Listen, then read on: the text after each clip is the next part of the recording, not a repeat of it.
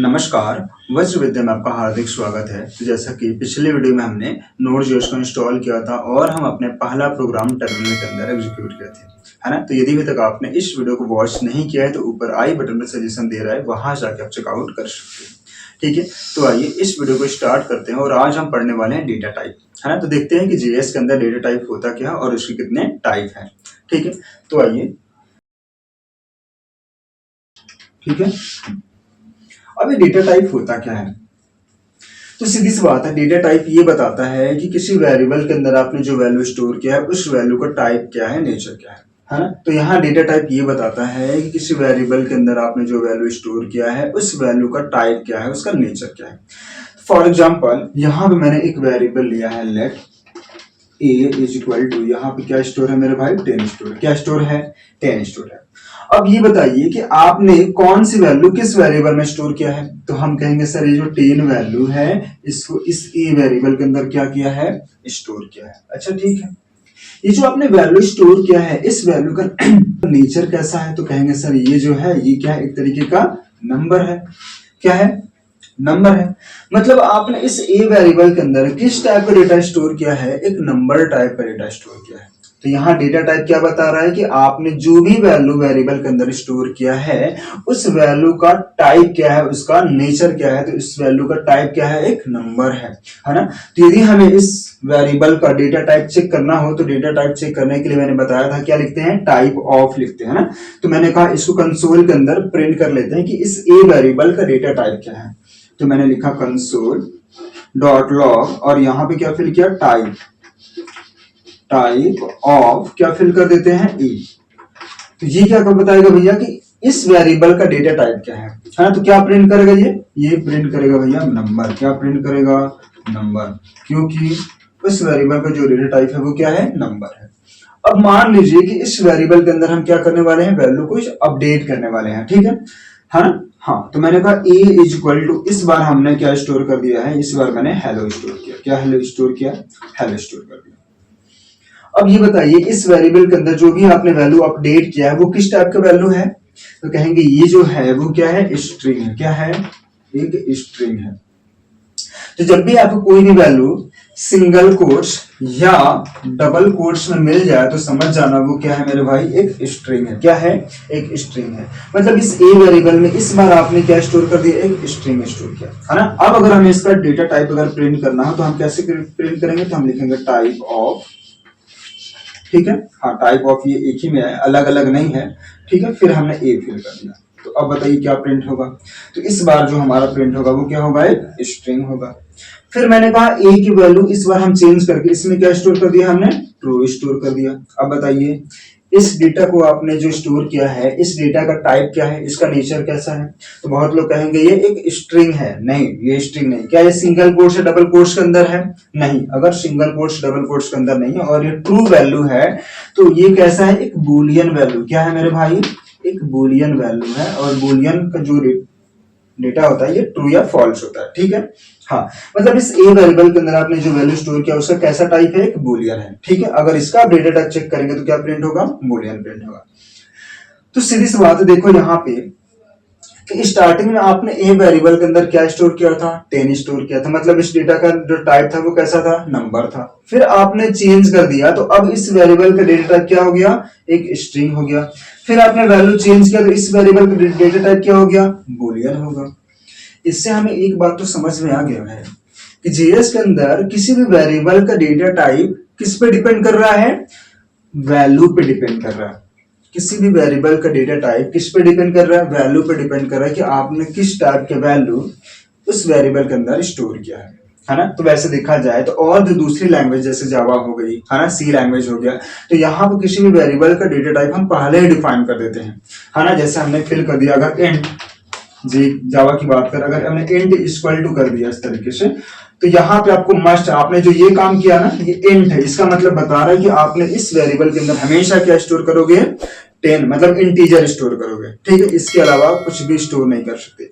मतलब किसी दूसरे लैंग्वेज के अंदर हमने उस वेरिएबल का डेटा टाइप क्या कर रहे हैं, पहले ही डिफाइन कर रहे हैं। लेकिन यहाँ पे ऐसा कुछ होने वाला नहीं है। यहाँ पे क्या हो रहा है, किसी भी वेरिएबल का डेटा टाइप किस पे डिपेंड कर रहा है, वैल्यू पे डिपेंड कर रहा है कि आपने किस टाइप का वैल्यू उस वेरिएबल के अंदर स्टोर किया है। जिस टाइप का वैल्यू आप स्टोर करेंगे उसी टाइप का हमारा वेरिएबल का डेटा टाइप होगा। ठीक है। हाँ, तो आइए अब देखते हैं हम लोग कि एक्चुअल में डेटा टाइप कितने टाइप्स के होते हैं। ठीक है, नोट कर लीजिए इनको। तो आइए अब हम देखते हैं कि डेटा टाइप कितने टाइप्स के होते हैं। तो वैसे देखा जाए तो ये डेटा टाइप है, ये दो टाइप्स के होते हैं। कितने टाइप्स के होते हैं मेरे भाई? दो टाइप्स के। कौन कौन सा? पहला जो है वो है प्रिमिटिव डेटा टाइप, और जो दूसरा है वो दूसरा क्या है? Non primitive data type. ठीक है, हम यहाँ पे दो टाइप्स के डेटा टाइप देख रहे हैं, पहला प्रिमिटिव और दूसरा क्या है? नॉन प्रिमिटिव है।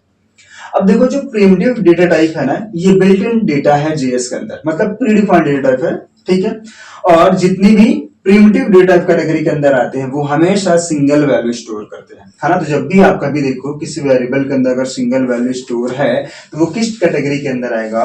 वो प्रिमिटिव डेटा टाइप कैटेगरी के अंदर आएगा, है ना। तो इसका मतलब ये है कि जितने भी प्रिमिटिव डेटा टाइप होते हैं वो कितने वैल्यू स्टोर करते हैं? तो वो हमेशा सिंगल वैल्यू स्टोर करते हैं। ठीक है, तो ये क्या करते हैं भैया? Store single data. हाँ, तो जब भी कोई वेरिएबल अगर सिंगल डेटा को स्टोर किया तो वो किस कैटेगरी के अंदर आएगा? प्रीएम्प्टिव डेटा टाइप कैटेगरी के अंदर आएगा। ठीक है, और जितने भी प्रीएम्प्टिव डेटा टाइप कैटेगरी के अंदर डेटा होगा वो सब क्या होंगे? इम्यूटेबल होंगे। क्या होंगे? इम्यूटेबल होगा। इम्यूटेबल का मतलब क्या है? आप उसको चेंज नहीं कर सकते हैं। ठीक है, वो फिक्स वैल्यू आप उसको चेंज नहीं कर सकते हैं।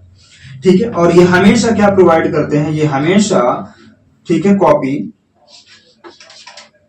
हमेशा कॉपी बाई वैल्यू प्रोवाइड करते हैं। क्या करते हैं? कॉपी बाई वैल्यू प्रोवाइड करते हैं। इसका मतलब ये है कि जब भी कोई वैल्यू किसी वेरिएबल को देगा तो वो क्या देगा? कॉपी वैल्यू देगा, डुप्लीकेट वैल्यू देगा, है ना, ओरिजिनल वैल्यू नहीं देने वाला। ठीक है। हाँ, और जितने भी नॉन प्रिमिटिव कैटेगरी के अंदर डेटा आएंगे वो हमेशा मल्टीपल वैल्यू स्टोर करते हैं। अगर आपको दिख जाए कि एक से ज्यादा वैल्यू अगर किसी वेरिएबल में स्टोर है तो इसका मतलब वो किस कैटेगरी के अंदर आएगा?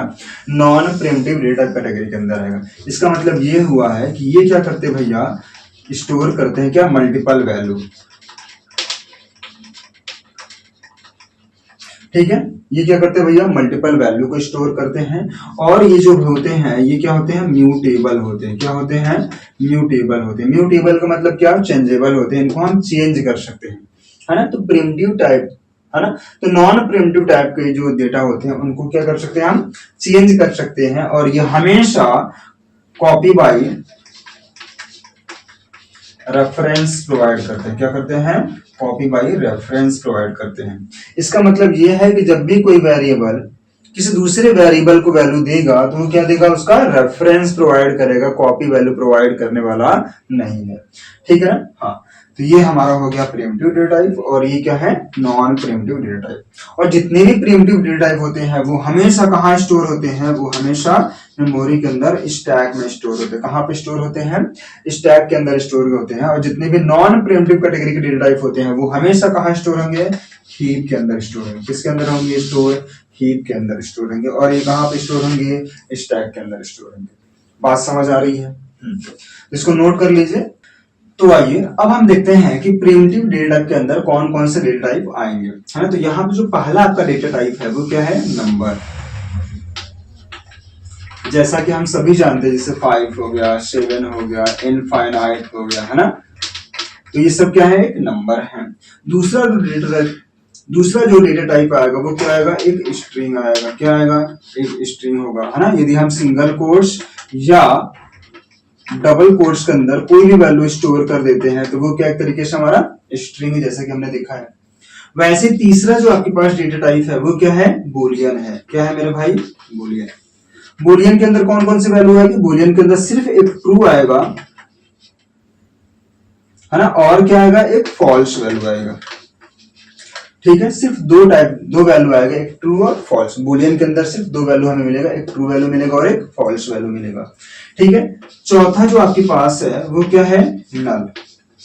नल किसको बताता है भैया? नल बताता है एम्प्टी को। अगर आपने किसी वेरिएबल के अंदर नल को स्टोर किया, इसका मतलब ये बता रहा है कि वो कंटेनर क्या है? बिल्कुल एम्प्टी है ना? तो ये किसको बताता है? एम्प्टी को बता रहा है। ठीक है।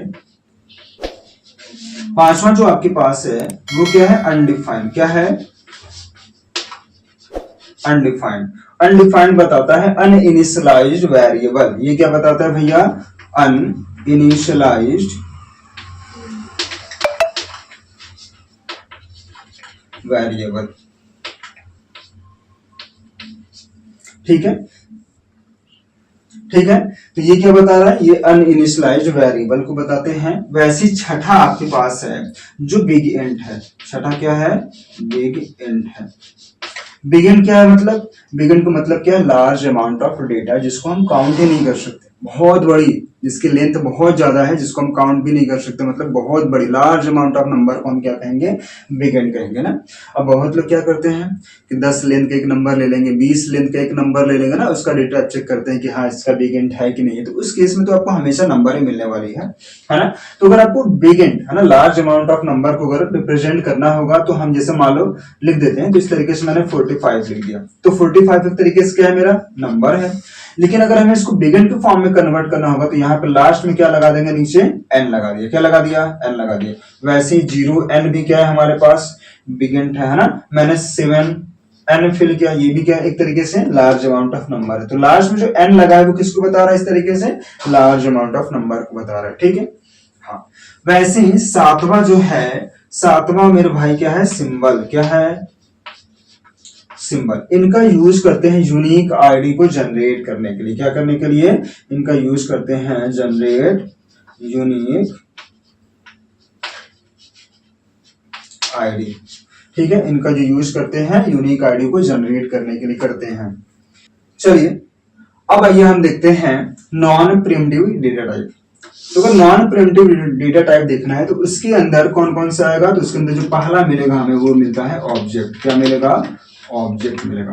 और ऑब्जेक्ट के अंदर हम जो डेटा को स्टोर करते हैं वो हमेशा की और वैल्यू के पेयर के फॉर्म में स्टोर करेंगे। तो यहाँ पे हमें मल्टीपल वैल्यू मिलेगा। फॉर एग्जांपल मैंने यहाँ पे एक पर्सन नाम से वेरिएबल ले रहे हैं ना, तो हमने कहा let person is equal to, यहाँ पे हमने कर्ली ब्रैकेट लगा दिया। ठीक है, इसके अंदर हमने फिल कर दिया नेम, है ना, और यहाँ पे कोलन लगा देते हैं और यहाँ पे हम नेम फिल कर देते हैं श्याम।